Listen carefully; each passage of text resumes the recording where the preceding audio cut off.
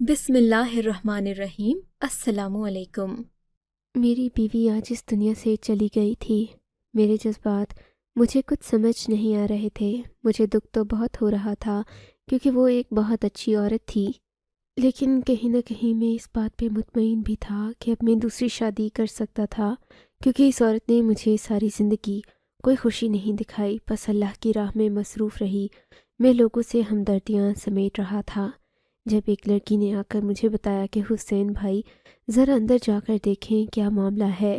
میں اس جگہ کی طرف بڑھنے لگا جہاں پر میری بیوی کی میت کو رکھا گیا تھا۔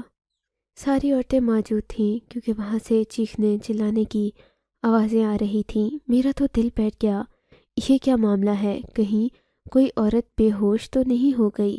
جس طرح کی آوازیں تھیں ایسا لگتا تھا کوئی بہت بڑا معاملہ ہے، اور جب جا کر سامنے کا منظر دیکھا تو میرے قدموں تلے کی سے زمین نکل گئی۔ میرے قدم پیچھے ہٹنے لگے کیونکہ میری بیوی کی میت کے اوپر اتنا بڑا کالے رنگ کا سانپ لپٹا ہوا تھا۔ سب لوگ دور دور بھاگ رہے تھے، آدھی عورتیں تو یہاں سے بھاگ چکی تھیں، لیکن جو اپنے تھے وہ ابھی بھی یہاں موجود تھے۔ مجھے اس لیے بلا کے لائے تھے کہ میں کچھ کروں، لیکن میں کیا کر سکتا تھا؟ یہ سانپ بہت بڑا تھا، شاید یہ کوبرا سانپ نہیں بلکہ کوئی ایناکونڈا تھا، لیکن اتنا بڑا سانپ یہاں پہ کیسے آ گیا تھا؟ سب لوگوں نے کانوں کو ہاتھ لگا لیا اور کہا، عذرا تو کوئی نہایت ہی بدکردار اور ظالم عورت واقع ہوئی ہے جو اس کی میت کے اوپر سانپ لیٹ کر بیٹھا ہے۔ ایسا تو ان لوگوں کے ساتھ ہوتا ہے جو بہت ظالم ہوتے ہیں، لیکن میں یہ سن کر حیران رہ گیا تھا کیونکہ میری بیوی نے تو ساری زندگی اللہ اللہ کر کے گزاری تھی۔ پھر آخر یہ معاملہ کیا تھا؟ ابھی یہ منظر ہم لوگ دیکھ ہی رہے تھے کہ اس کے بعد اس سے بھی بڑی قیامت آ گئی۔ جب اس سانپ نے میری بیوی کی میت کو پوری طرح سے، میری بیوی کا نام عذرا تھا، میرا نام حسین، ہم لوگ ایک دوسرے کے دور پار کے رشتہ دار تھے، پہاڑی علاقے میں رہتے تھے، ہمارا گھر پہاڑ کے اوپر تھا۔ یہ علاقہ ابھی بھی وقت سے بہت پیچھے تھا، یہاں پہ کافی ساری سہولیات نہیں ملتی تھیں، لیکن عذرا کو اس علاقے میں ہی رہنے کا شوق تھا کیونکہ اس کے والد صاحب کا گھر بھی نزدیک تھا اور وہ بہت زیادہ امیر تھی۔ ہم اتنے زیادہ امیر نہیں تھے۔ مجھے جہیز میں ایک مکان دیا گیا تھا، صرف مکان ہی نہیں بلکہ اس کے اندر سارا سامان بھی موجود تھا۔ سب لوگوں نے میری قسمت پہ رشک کیا تھا اور کہا تھا کہ یہ پہلا لڑکا ہے جس کو اتنا بھاری جہیز ملا ہے۔ ہمارے گاؤں میں اگر کسی لڑکے کو زیادہ جہیز ملتا تو یہ سمجھا جاتا تھا کہ وہ لڑکا بہت اچھا ہے، معتبر ہے، تبھی تو اسے لڑکی بھی دی ہے، گھر بھی دیا ہے اور اتنا سارا۔ میں ایسا انسان نہیں تھا۔ دنیا والوں کے سامنے تو ایک نیک اور شریف لڑکا تھا، لیکن میرے دماغ میں بہت سارے خواب تھے جو میں پورے کرنا چاہتا تھا۔ میں اپنی بیوی کو ہنی مون پہ لے جانا چاہتا تھا، اس کے ساتھ ایک اچھی زندگی گزارنا چاہتا تھا۔ میں چاہتا تھا کہ مجھے کسی لڑکی سے محبت ہو جائے اور میں محبت کی شادی کروں، پر مجھے کوئی لڑکی ملی ہی نہیں، اور جس سے میں نے محبت کی اس نے مجھ سے شادی کرنے سے انکار کر دیا، میرا دل توڑ دیا۔ پھر سوچا کہ میری بیوی بھی تو ایک خوبصورت لڑکی ہے، اگر میں اس سے شادی کر رہا ہوں تو محبت بھی ہو جائے گی اور ہم دونوں کا رشتہ بھی بہت اچھا ہوگا، ہم ایک دوسرے کے ساتھ اچھا وقت گزاریں گے، بالکل ویسے جیسے فلموں ڈراموں میں دیکھتے آئے تھے۔ میرے دماغ میں یہ ساری چیزیں گھسی ہوئی تھیں، لیکن پہلے ہی دن جب میری بیوی نے کہا کہ مجھے 2 رکعت نماز ادا کرنی ہے تو میں تھوڑا حیران ہوا کہ شاید کہیں اس ٹائپ کی عورت تو نہیں ہے، کیونکہ اس کے والد صاحب مسجد کے امام تھے اور سنا تھا کہ اس نے بھی قرآن حفظ کیا ہوا تھا۔ خیر پہلی رات تو ہماری ایسے ہی گزر گئی۔ صبح صبح میں بھی نماز پڑھنے کے لیے اور وہ بھی نماز کے لیے اٹھ کھڑی ہو گئی، وہ مجھے بھی جگانے لگی۔ میں نے بھی نماز ادا کر لی کیونکہ میں بھی کبھی کبھی تو نماز پڑھ لیتا تھا، لیکن 5 وقت کا نمازی نہیں تھا۔ شادی کو 1 ہفتہ گزرا تھا کہ رمضان کا مہینہ آ گیا۔ اس نے پورا مہینہ اللہ کی عبادت میں گزار دیا اور میں نے پورا مہینہ انتظار کیا کہ کب یہ رمضان کا مہینہ گزر جائے گا اور ہم لوگ ہنی مون پہ جانے کا پلان بنائیں گے۔ عید گزر گئی تو میں نے اپنی بیوی سے کہا کہ میں نے ہنی مون پہ جانا ہے، تمہارے ساتھ بہت اچھا وقت گزرے گا۔ اس نے کہا کہ ہنی مون؟ توبہ توبہ، نہیں نہیں، مجھے آپ کے ساتھ کہیں نہیں جانا۔ اگر سب لوگوں کو پتہ چل گیا کہ ہم لوگ ہنی مون پہ گئے ہیں تو کتنا برا ہوگا۔ آپ کے گھر میں تو آپ کی 3 جوان بہنیں بھی ہیں۔ میں نے کہا پھر جب ان کی شادیاں ہوں گی تو وہ بھی اپنے شوہروں کے ساتھ جائیں گی، ان کے چکر میں کیا ہم نہیں جائیں گے؟ ارے لڑکیاں مرتی ہیں کہ ان کے شوہر ان کو ہنی مون پہ لے کر جائیں، اور میں تمہیں خود کہہ رہا ہوں اور تم عجیب و غریب قسم کی باتیں کر رہی ہو۔ چلو چلو تیاری کرو، میں نے تو پورے ہفتے کا پلان بنایا ہے۔ پتہ ہے لوگ لے جاتے ہیں اپنی بیویوں کو، 2-3 دن کے بعد واپس لے آتے ہیں۔ پورا ہفتہ ہوگا ہمارے پاس، ہم دونوں ہوں گے، صرف سیر کرواؤں گا، جو کھانا چاہو گی کھلاؤں گا۔ اور ہاں، وہاں پہ یہ برقع پہن کے نہیں چلنا، میں تمہارا شوہر ہوں نا، اب میری مرضی چلے گی۔ اگر تم برقع پہنو گی تو ہم انجوائے کیسے کریں گے؟ ہماری تصویریں بھی اچھی نہیں آئیں گی۔ میری بیوی نے میری ساری باتیں سن لی۔ میں نے اسے یہ بھی کہا تھا، یہ بات گھر میں کسی کو نہ بتانا، میں تمہیں بہانے سے لے جاؤں گا کہ میرے کسی دوست کہا تھا، یہ بات گھر میں کسی کو نہ بتانا، میں تمہیں بہانے سے لے جاؤں گا کہ میرے کسی دوست کی شادی ہے، اس میں ہم دونوں نے جانا ہے۔ لیکن اس نے جا کر یہ بات امی کو بتا دی، کہا کہ امی میں نے ہنی مون پہ نہیں جانا، آپ اپنے بیٹے کو سمجھائیں۔ میرے تو خواب چکنا چور ہو کے رہ گئے۔ میری امی تو پہلے ہی اس سب کے خلاف تھیں، کیونکہ گھر میں 3 جوان بہنیں تھیں اور وہ میری بیوی کے صدقے واری جانے لگیں کہ اس نے ان کو یہ بات بتا دی۔ انہوں نے کہا اس طرح کی حرکتیں تو بہوئیں کرتی ہیں، اور تو خود ہی ایسی حرکتیں کر رہا ہے، تجھے کیا شوق چڑھا ہے ہنی مون پہ جانے کا؟ ہمارے خاندان میں آج تک کوئی ہنی مون پہ نہیں گیا، اور تو بھی نہیں جائے گا۔ میں نے اپنی بیوی کو عجیب نظروں سے دیکھا۔ یہ میری بیوی تھی کہ میری دشمن تھی؟ میرے خواب توڑ کے اسے کیا مل گیا؟ اگر میرے ساتھ چلی جاتی تو کیا ہو جاتا؟ کیا ایسے خود سیر سپاٹے کا شوق نہیں تھا؟ تو اس نے کہا کہ نہیں، ہماری شادی کا ایک بہت بڑا تحفہ دیا ہے، ہم لوگ حج پہ جا رہے ہیں۔ ویسے تو وہ چاہتے تھے کہ ہم لوگ رمضان میں جائیں، لیکن رمضان کی ٹکٹ نہیں ہو پائی۔ اب ہم لوگ حج پہ جائیں گے اور آپ بھی میرے ساتھ چلیں گے۔ میں خاموش ہو گیا۔ اس معاملے پہ میں کچھ بھی بولتا تو میں ہی برا بنتا۔ ہم لوگ حج پہ چلے گئے۔ میری بیوی اس سے پہلے بھی 2-3 حج کر چکی تھی، اس کے بابا کے پاس بہت پیسے تھے، اس نے جوانی میں ہی 3-4 حج کیے تھے اور یہ اس کا 4تھا حج تھا۔ یہ ہماری شادی کا تحفہ تھا۔ میں نے دماغ میں وہی گانا بار بار گونج رہا تھا کہ میرے دل کے ارماں آنسوؤں میں بہہ گئے، لیکن میں کیا کر سکتا تھا؟ اس کے بعد بھی میری بیوی نے میرے معاملات بہت ناپ تول کر ہی رکھے تھے۔ ہر وقت وہ عبادت میں مصروف رہتی، گھر کے کام ایسے کرتی جیسے اگر گھر کے کام نہیں کر پائے گی تو اسے سانس نہیں آئے گا۔ میری ماں کی خدمت کرتی، ان کے پاؤں دباتی، ان کے سر میں تیل کی مالش کرتی، میری بہنوں کے ساتھ اچھا معاملہ رکھتی۔ میں شام کو گھر آتا تو 2-3 گھنٹے میرے پاس فارغ ہوتے۔ سوچا تھا کہ بیوی کے ساتھ بیٹھوں گا، چائے پئیں گے، دن بھر کی باتیں کریں گے، لیکن اس نے میرے اس خواب کو بھی توڑ دیا، کیونکہ اس نے شام کے ٹائم بچوں کو قرآن پڑھانا شروع کر دیا۔ سارے علاقے کے بچے اس کے پاس آ جاتے اور وہ بچوں کو قرآن پڑھاتی، بدلے میں ان سے 1 روپیہ بھی نہ لیتی۔ جو شام کا وقت میرا ہونا چاہیے تھا وہ اس نے بچوں کو دینا شروع کر دیا۔ صدقہ خیرات کرنے میں تو سب سے آگے تھی، ہر وقت گھر میں کوئی نہ کوئی چیز بناتی اور لوگوں میں بانٹ دیتی۔ اور اب میں نے آفس سے ہی لیٹ آنا شروع کر دیا تھا۔ کبھی میں اپنے کسی دوست کے پاس چلا جاتا تو کبھی ادھر ادھر مارا پھرتا رہتا۔ ایک دوست نے مشورہ دیا کہ اگر تیری بیوی کا تیرے ساتھ رویہ یہ ہے تو دوسری شادی کر لے، پھر تیری بیوی تو بڑی پرہیزگار بنتی ہے، تو شادی کر لے، وہ تجھے شادی کی اجازت دے دے گی۔ جب میں نے دوسری شادی کی بات کی تو یہ بات اس نے فوراً جا کے اپنے باپ کو بتا دی۔ کہا کہ اسے سمجھائیں۔ انہوں نے مجھے کہا ٹھیک ہے، پھر تم دوسری شادی کر لو، لیکن ہماری بیٹی تمہاری زندگی میں نہیں رہے گی، گھر بھی خالی کر دو اور سامان بھی واپس کر دو، جاؤ کرو دوسری شادی۔ میں یہ سن کے حیران رہ گیا۔ میری امی نے جو میری کلاس لگائی وہ سب سے الگ تھی۔ انہوں نے کہا ہم کرائے کے گھر میں رہتے ہیں، تیری بیوی کی وجہ سے ہمارے سر پہ کرایہ اترا ہے، میں پیسے جمع نہیں کروں گی تو تیری تینوں بہنوں کی شادی کیسے ہوگی؟ کرائے میں ہی پیسے جاتے رہیں گے تو پھر جہیز کیسے بنے گا؟ شادی کے خرچے کیسے ہوں گے؟ تیرے سسر اتنے اچھے ہیں، انہوں نے جو کیا ہے وہ خود تیری بہنوں کا جہیز بنائیں گے۔ انہوں نے کہا ہے کہ اب تو یہ گھر والی بات ہے، آپ کی فیملی ہماری فیملی ہے، اور تو ان کی بیٹی کے اوپر سوتن لانا چاہتا ہے۔ کیوں تو اپنی قسمت کے ساتھ ہم سب کی قسمت بھی برباد۔ اچھی بیوی دی ہے، نمازی پرہیزی ہے، تجھے حج پہ لے گئی، میں حج پہ جا رہی ہوں، اور کیا چاہیے؟ اتنی خوبصورت ہے۔ میں نے کہا خوبصورت ہے تو میرے کس کام کی؟ میری زبان سے یہ لفظ نکلا، میری امی نے میرے منہ پر تھپڑ ہی دے مارا۔ اس دن میرا دل بڑا خراب ہوا، یعنی کہ مجھے باندھ کے مارا جا رہا تھا، مجھے ہلنے بھی نہیں دے رہے تھے اور بار بار مجھے مار رہے تھے۔ میں کچھ نہیں کر سکتا تھا، جا کے پہاڑ پہ بیٹھ جاتا۔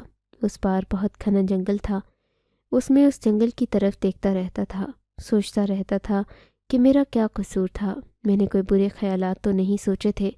اسی طرح وقت گزرتا جا رہا تھا۔ میری بیوی کے ہاں اولاد بھی نہیں ہو رہی تھی، لیکن اس بات پر بھی میری بیوی ہمدردی سمیٹ رہی تھی، اور وہ اپنے ساتھ اتنا بڑا گھر، سامان، مہینے کا خرچہ، جانے کیا کچھ لے کر آئی تھی۔ اس کے خلاف بولنے کی کسی کو جرأت ہی نہیں تھی۔ اس کا باپ ایک سمجھدار آدمی تھا، اسے پتا تھا کہ اگر بیٹی کے ساتھ اتنا کچھ بھیجوں گا تو اسے کوئی کچھ کہہ نہ سکے گا، اور پھر اس نے یہ بھی کہہ دیا کہ وہ میری سب سے پہلی والی بہن کا جہیز بھی بنا کر دے گا، اس کا رشتہ بھی اسی نے کروایا۔ اس بات پر تو میری امی میری بیوی کی مزید گرویدہ ہو گئیں۔ وہ پھر سے حج پہ جانا چاہتی تھیں، پر میں نے انکار کر دیا۔ مجھے سب کہنے لگے کیسے بدبخت آدمی ہو، حج پہ جانے سے انکار کر رہے ہو۔ تو میں نے کہا کہ مجھے آفس سے چھٹیاں نہیں ہیں، اور ویسے بھی میں ایک دفعہ حج پہ چلا گیا ہوں، اب ساتھ کوئی اور چلا جائے تو مجھے کوئی مسئلہ نہیں ہے۔ وہ میرے چاچو کو حج پہ لے گئی، جو ہمارے خاندان میں سب سے بڑے تھے۔ ان کی اپنی اولاد ان کو حج پہ نہ بھیج سکی تھی۔ میرے چاچو، میری امی اور میری بیوی حج پہ چلی گئی۔ میں پیچھے ادھر ادھر پھرتا رہا۔ یہ گاؤں تھا، یہاں پہ عورتیں اتنا پردہ کرتی تھیں کہ میرا کسی کے ساتھ چکر بھی نہیں چل سکتا تھا۔ میں اپنے دماغ میں یہی سوچ رہا تھا کہ جب مجھے میری اپنی بیوی سے خوشیاں نہیں مل رہیں تو اگر باہر کسی کے ساتھ تعلق بنا لیتا تو اس میں میرا کیا قصور تھا؟ مجھے تو اس سب پہ مجبور کیا گیا تھا، لیکن ایسا بھی نہیں ہو سکتا تھا، کیونکہ یہاں کی عورتیں بہت ڈرتی تھیں، یہاں کے مرد بڑے سخت تھے۔ میں نے سوچا میں بھی اپنی بیوی پہ سختی کر کے دیکھتا ہوں، لیکن مجھے سختی کا کوئی نتیجہ نہ ملا۔ جب میں اس کے ساتھ جھگڑا کرتا، اونچی آواز میں بات کرتا، تو وہ جا کے اپنے باپ کو بتا دیتی کہ یہ میرے ساتھ اس طرح سے بول رہا ہے۔ پھر میں اپنے سسر کے سامنے شرمندہ ہو جاتا۔ کبھی وہ مجھے پیار سے سمجھاتے کہ بیٹا دیکھو شادی ہے، میاں بیوی میں جھگڑے ہو جاتے ہیں، کبھی کبھی زیادہ معاملات بڑھ جاتے ہیں، تو وہ مجھ پہ غصہ کرتے اور کہتے تمہیں کہیں کا نہیں چھوڑوں گا، زمین پہ پھینک دوں گا، سڑک پہ لے آؤں گا ہماری بیٹی کے ساتھ اس طرح۔ میں نے اپنی بیوی سے جھگڑا کرنا بھی چھوڑ دیا، لیکن مرد کے اندر بہت انا ہوتی ہے، میرے اندر بھی انا تھی۔ ایک دن میں نے اپنی بیوی کو دیکھا، وہ آدھی رات کو اٹھی اور گھر سے باہر نکل گئی۔ میں نے کہا اس ٹائم اس کا باہر کیا کام؟ تو دیکھا وہ جنگل کی طرف منہ کر کے بیٹھی تھی، اور ایسا لگتا تھا کہ زمین پہ بیٹھ کے کچھ کر رہی ہے۔ میں بڑا حیران ہوا۔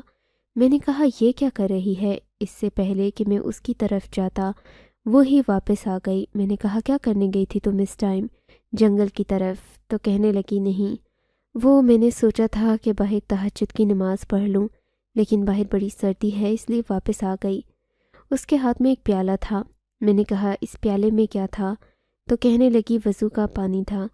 صاف پتہ چل رہا تھا کہ وہ جھوٹ بول رہی ہے۔ اس کے ساتھ اتنے عرصے تک تو رہ کے اتنا سمجھ ہی گیا تھا کہ وہ کب سچ بولتی ہے اور کب جھوٹ بولتی ہے، لیکن جھوٹ کیوں بول رہی تھی؟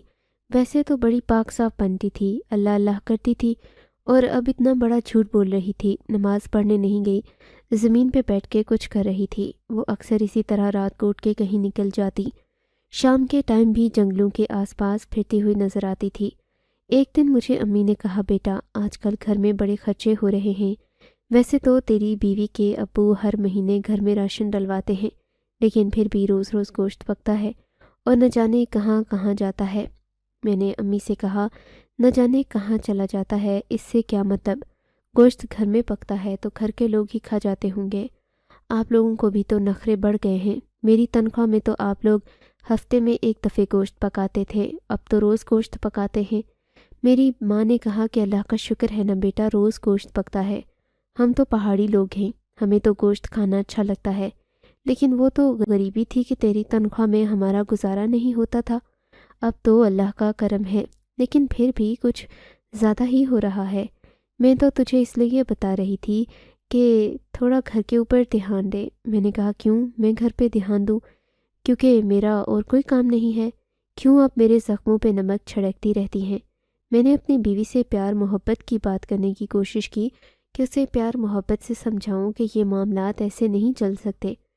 میں نے ان سے کہا دیکھو میری بیوی ہو تم، لیکن مجھ سے زیادہ ہر وقت تم عبادت میں لگاتی ہو، بچوں کے ساتھ مصروف رہتی ہو، بار بار حج پہ چلی جاتی ہو، 2 مہینے مجھ سے دور رہتی ہو، ایسے کیسے چلے گا؟ یہ ہماری زندگی ہے، چلو کسی ڈاکٹر کے پاس چلتے ہیں، پتہ کرتے ہیں کہ ہمارے ہاں اولاد کیوں نہیں ہو رہی۔ اس بات پہ وہ مان گئی اور ہم ڈاکٹر کے پاس چلے گئے۔ ڈاکٹر نے بتایا کہ ایسا ویسا کوئی معاملہ نہیں، اللہ کی طرف سے دیر ہو رہی ہے، میری بیوی بھی بالکل ٹھیک تھی، میں بھی بالکل ٹھیک تھا۔ بس ہم لوگ جب واپس آ رہے تھے تو میری بیوی نے عجیب سی بات کر دی۔ اس نے کہا مجھے ایک خاص قسم کی خوراک لینی ہے۔ میں نے کہا کیسی خوراک؟ تو کہنے لگی وہ خوراک جو جانور کھاتے ہیں لیکن جو باہر کے ملک سے آتی ہے۔ میں نے کہا تم اس کا کیا کرو گی؟ تو کہنے لگی جنگل میں کچھ لاوارث جانور پھر رہے ہوتے ہیں، ان کے لیے چاہیے۔ میں نے کہا جنگل کے علاوہ وارث جانوروں سے دوستی نہیں کرنا، وہ جنگلی جانور ہیں، اپنا کھانا خود تلاش کر لیتے ہیں، تمہیں کیا پڑی ہے ان کے لیے کھانا لینے کی؟ اس نے کہا نہیں، وہ کچھ چھوٹے چھوٹے جانور ہیں، بیچارے شکار نہیں کر سکتے، یہ بھی صدقہ ہوتا ہے۔ میں سوچنے لگا کہ اسے دنیا کے تمام انسانوں کی فکر ہے، یہاں تک کہ دنیا کے تمام چھوٹے چھوٹے جانوروں کی بھی فکر ہے، لیکن ایک جو اس کے ساتھ یہ پورے کا پورا آدمی بیٹھا ہے، اس کی کوئی فکر جو شہر سے ہی ملتا تھا۔ ہم لوگ گاؤں واپس آ گئے۔ اب تو میں نے امید خود ہی چھوڑ دی تھی، بس اپنی بیوی کو دور سے دیکھتا رہتا، لیکن وقت کے ساتھ ساتھ اس کی خوبصورتی بھی ختم ہو رہی تھی۔ وہ ویسے بھی تیار ہوتی تھی نہ ہی اپنے آپ کو سجاتی تھی، بس ایک دوپٹہ لے کے بوڑھی عورتوں کی طرح اپنے پورے سر پہ لپیٹ لیتی تھی۔ باہر جاتی تھی تو برقع بھی پہنتی، دستانے بھی، جرابیں بھی۔ میری زندگی اسی طرح گزر رہی تھی، لیکن ایک دن میری بیوی کے ساتھ بہت برا حادثہ ہوا۔ وہ چھت پہ کھڑی تھی کہ اس کا پاؤں پھسل گیا، وہ نیچے گر گئی، اس کی 2-3 ہڈیاں ٹوٹ گئیں۔ ڈاکٹر کے پاس لے گئے، اس نے 2 مہینے ہسپتال میں گزارے۔ وہ بہت زیادہ کمزور ہو گئی، لیکن لیٹ کے اشاروں سے نماز ادا کیا کرتی تھی۔ اب تو میں اس کی نیک نیتی اور ایمان کا قائل ہو گیا تھا کہ واقعی وہ ایک اچھی عورت تھی، اور کسی کے لیے اچھی نہ سہی پر اپنے لیے تو اچھی تھی، ضرور جنت میں ہی جاتی، جو اس بیماری کی حالت میں بھی لیٹ کے نماز ادا کیا کرتی تھی۔ ڈاکٹر نے کہا تھا کہ ان کو چلانے کی کوشش کرے، نہیں تو بہت برا ہوگا۔ ہم کوشش تو کرتے تھے، لیکن اس سے اٹھا نہیں جاتا تھا۔ اس کے والد صاحب بھی اس کے لیے بہت پریشان تھے اور کمزور سے کمزور تر ہوتی جا رہی تھی۔ اب تو اس سے کچھ کھایا نہ گیا، اور ایک دن تو اچانک ہی وہ اس دنیا سے چلی گئی۔ میری چھوٹی بہن نے چلا چلا کر سب کو بلایا کہ بھابھی سانس نہیں لے رہی۔ ہم ڈاکٹر کے پاس لے گئے تو ڈاکٹر نے کہا یہ تو آدھے گھنٹے سے ہی اس دنیا سے جا چکی ہیں۔ یہ خبر مجھ پر قیامت بن کے ٹوٹی، کیونکہ وہ میری بیوی تھی۔ کہیں نہ کہیں دل میں یہ بات آنے لگی کہ اب میں دوسری شادی کر سکتا تھا، اور شاید اپنے وہ خواب پورے کر سکتا تھا جو کبھی پورے نہ ہوئے تھے، لیکن فی الحال میں ایسا کچھ بولتا تو گنہگار کہلاتا۔ اسی لیے میں نے ایسا کچھ نہ بولا۔ میری بیوی کے کفن دفن اور غسل کا انتظام ہونے لگا۔ اسے ایک گھر میں چھوڑ دیا جہاں پر بہت ساری عورتیں بیٹھ سکتی تھیں۔ ہمارا گھر اتنا بڑا نہیں تھا کہ یہاں پر کافی ساری عورتیں بیٹھ جاتی۔ اس کی میت پہ بہت سارے لوگ آئے تھے۔ وہ جن بچوں کو پڑھاتی ان کے خاندان والے بھی، اور اس کا اپنا خاندان بھی بہت بڑا تھا۔ میں باہر تھا اور کھانے پینے کا انتظام کر رہا تھا، قبر کا انتظام کر رہا تھا، جب مجھے ایک لڑکی کی آواز سنائی دی جو میرے چاچو کی بیٹی تھی۔ وہ بھاگتی بھاگتی آئی، پوری طرح چلا رہی تھی۔ اس نے کہا بہت برا ہوا ہے، بہت بڑی قیامت آ گئی ہے، اب جلدی چلیں۔ میں اس جگہ پر چلا گیا جہاں میری بیوی کی میت اور بہت ساری عورتیں موجود تھیں۔ ابھی میں وہاں داخل ہوا ہی تھا کہ مجھے چیخنے چلانے کی آوازیں آنے لگیں۔ میرا تو دل بیٹھ گیا، کوئی عورت صدمے سے بے ہوش ہو گئی ہو یا پھر کسی کو دلدل پڑ گیا ہے، اسی لیے لوگ چلا رہے تھے۔ لیکن جب اندر جا کے سامنے کا منظر دیکھا تو میرے قدموں تلے سے بھی زمین نکل گئی۔ ایک پل کو دل کیا کہ یہاں سے بھاگ جاؤں، نہیں تو میں مر جاؤں گا، کیونکہ ایک بہت بڑا سانپ جس کو ایناکونڈا سانپ کہتے ہیں میری بیوی کی میت سے لپٹا ہوا تھا۔ لوگ بتا رہے تھے کہ یہ اچانک ہی کہیں سے آیا اور میت کے ارد گرد گھیرا تنگ کر کے لپٹ گیا اور اب اتر بھی نہیں رہا۔ لوگوں نے اس پہ ڈنڈے برسانے کی کوشش کی لیکن اسے کوئی فرق نہیں پڑ رہا تھا۔ یہ بہت بڑا سانپ تھا۔ ایسا سانپ میں نے صرف فلموں یا پھر کسی جانوروں کے شو میں دیکھا تھا۔ ہاں، ہمیں اس بات کا اندازہ ضرور تھا کہ جنگل میں جنگلی جانور تھے، لیکن اتنا بڑا سانپ کبھی کسی نے نہیں دیکھا تھا۔ یہ تو پورے آدمی کو بھی نگل جائے تو پتہ بھی نہ چلے، لیکن یہ معاملہ کیا تھا کہ میری بیوی کی میت سے آ کے لپٹ گیا۔ سب لوگ کہہ رہے تھے کہ تمہاری بیوی کو سے آ کے لپٹ گیا۔ سب لوگ کہہ رہے تھے کہ تمہاری بیوی کوئی گنہگار عورت تھی، لیکن دنیا والوں کے سامنے اس نے اپنا چہرہ کوئی اور بنا رکھا تھا۔ ایسے سانپ تو انسان کی قبر میں اس پہ حملہ کرتے ہیں، تو اس کی میت پر ہی سانپ آ کے لپٹ گیا۔ یہ کوئی گنہگار عورت ہے، اس نے کوئی بہت بڑا گناہ کیا ہے۔ لیکن میری بیوی نے ایسا کوئی گناہ نہیں کیا تھا، وہ تو بچوں کو قرآن پڑھاتی، اس نے اپنی زندگی میں 7 حج کیے تھے۔ پھر اس کے ساتھ یہ معاملہ کیسے ہو سکتا تھا؟ ایک آدمی ہمارے گاؤں میں رہتا تھا جو بہت بڑا شکاری تھا، اسے بلایا گیا، وہ آ کر اس سانپ سے ہم سب کی جان چھڑائے، اسے مار ڈالے۔ اس نے جب سانپ کو دیکھا تو عجیب سی حرکت کر رہا تھا۔ اس نے کہا کہ یہ سانپ کسی کو کچھ نہیں کہے گا، آپ سب لوگ ڈرے نہیں۔ میں نے کہا کیسے کچھ نہیں کہے گا، اتنا بڑا سانپ ہے۔ میری بیوی کو کفن وغیرہ پہنا دیا گیا، میری بیوی کا چہرہ بھی تو نظر نہیں آ رہا تھا۔ اس نے نہ جانے کیا کیا، سانپ کو ہلکے ہلکے ہاتھ لگانے لگا۔ وہ بالکل بھی ان سب چیزوں سے نہیں ڈرتا تھا کیونکہ وہ شکاری تھا۔ تھوڑی دیر کے بعد سانپ کے پاس جا کر ہی بیٹھ گیا اور نہ جانے کیا کیا بولنے لگا، آہستہ آہستہ اسے سہلانے لگا۔ ہم تو ایسے ایسے منظر دیکھ رہے تھے جو ہم نے کبھی نہ دیکھے تھے کہ میت پہ اتنا بڑا سانپ آ کے لیٹ گیا۔ اب یہ آدمی صاحب سے اس طرح باتیں کر رہا تھا جیسے وہ سانپ نہیں کوئی چھوٹا بچہ تھا۔ تھوڑی دیر کے بعد سانپ وہاں سے خود ہی چلا گیا تو سب کی جان میں جان آئی۔ میری بیوی کا کفن دفن ہو گیا تو بعد میں یہ خبر بھی ملی کہ وہ سانپ میری بیوی کی قبر کے اوپر بیٹھا ہے، اور وہ سارا گاؤں میری بیوی کو برا بھلا کہہ رہا تھا کہ بہت ہی گنہگار عورت تھی۔ میں بھی سوچنے لگا کہ کہیں میرا دل دکھانے کی سزا تو نہیں ملی، لیکن اتنا تو میں نے اپنا دل نہیں دکھایا تھا کہ میرا دل دکھانے کی اسے اتنی بڑی سزا ملتی کہ اس کی ساری عبادت رائے گان چلی جاتی۔ جب آدمی سے ملا تو اس نے کہا چلو، سانپ آپ کی بیوی پہ حملہ کرنے نہیں آیا تھا، وہ تو خود اداس لگ رہا تھا، شاید آپ کی بیوی نے اس کو پالا ہوا تھا۔ میں نے کہا میری بیوی اتنے بڑے سانپ کو کیوں پالے گی؟ کیا سانپ بھی پالے جاتے ہیں؟ اس نے کہا بالکل، سانپ تو پالے جاتے ہیں، جانور تو محبت کی زبان سمجھتا ہے، انسان نہیں سمجھتے، پر جانور سمجھ جاتا ہے۔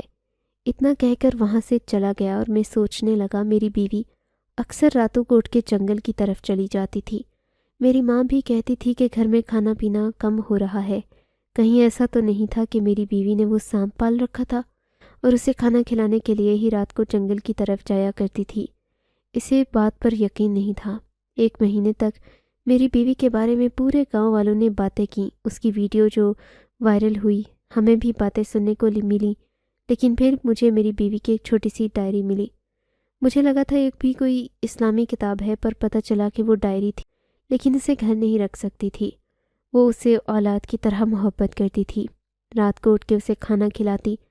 وہ بہت چھوٹا تھا جب ایک ڈبے کے اندر پھنس گیا تھا، میری بیوی نے اسے کوڑے کے اندر سے نکالا۔ اگر وہ ڈبے سے نہیں نکالتی تو وہ دم گھٹنے کی وجہ سے مر جاتا۔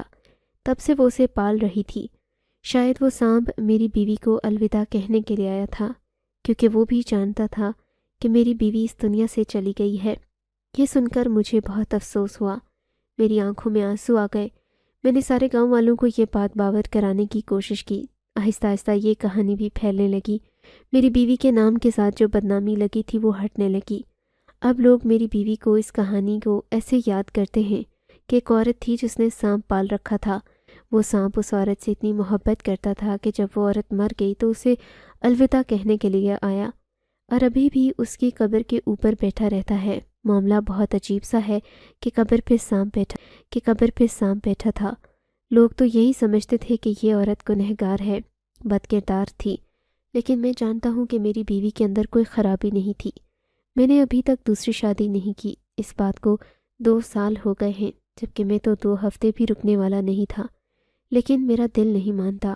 اپنی بیوی کی قبر پہ جاتا ہوں، کبھی کبھی وہ سانپ وہاں بیٹھا ہوتا ہے، مجھے کچھ نہیں کہتا۔ میں بھی وہاں جا کے فاتحہ خوانی کر لیتا ہوں، کبھی کبھی اس کے لیے کھانا بھی لے جاتا ہوں، کیونکہ نہ جانے وہ کھانا کہاں سے کھاتا ہوگا۔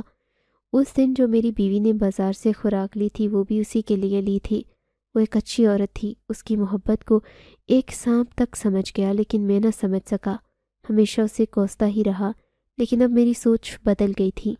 اللہ سے دعا کرتا ہوں کہ اللہ اس کی مغفرت فرمائے۔ اگر میں نے کچھ برا کیا ہے تو مجھے بھی معاف کر دیں۔ آپ لوگ بتائیں کہ یہ کہانی سن کر آپ کو کیسا لگا؟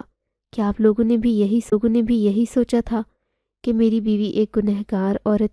آپ کو اگر یہ کہانی اچھی لگی ہے تو اس ویڈیو کو لائک کیجیے، اور اس طرح کی مزید کہانیاں سننے کے لیے ہمارے چینل کو ضرور سبسکرائب کیجیے۔ کہانی سننے کا شکریہ۔ آپ سے ملاقات ہوگی اگلی ویڈیو میں، تب تک کے لیے اللہ حافظ۔